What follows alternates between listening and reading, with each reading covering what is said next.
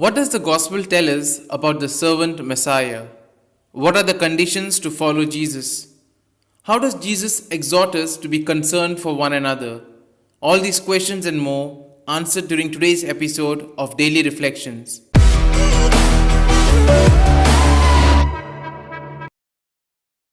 Yesterday, we entered into the time of Lent.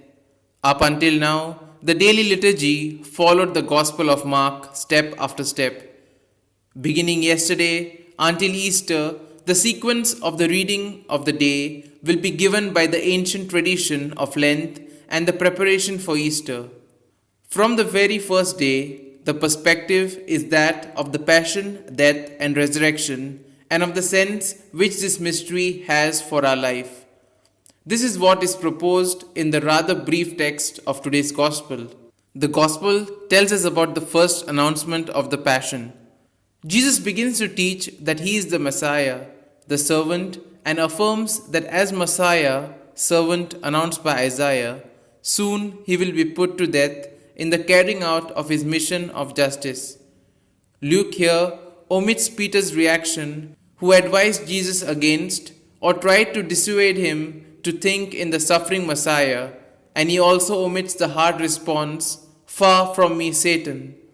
Satan is a Hebrew word which means accuser, the one who draws away the others far from the path of God. Jesus does not allow Peter to get away from his mission. We then see the conditions to follow Jesus. Jesus draws conclusions valid even until now. That is, one must deny himself, take up his cross every day, and follow Jesus. At that time, the cross was a death penalty which the Roman Empire gave to marginalized criminals. To take up the cross and to carry it, following Jesus, was the same as accepting to be marginalized by the unjust system which legitimized injustices. It was the same as to break away from the system. The cross is the consequence of the commitment freely assumed by Jesus to reveal the good news that God is Father, and that therefore we all should be accepted and treated as brothers and sisters. Because of this revolutionary announcement, he was persecuted, and he was not afraid to deliver his own life. There is no greater proof of love than to give one's life for the brother. We then see that Jesus exhorts us to be concerned for others. Jesus is often presented in the Gospel as giving his life over to his Father. Jesus was always concerned about those around him. His convictions and preaching would lead to his death.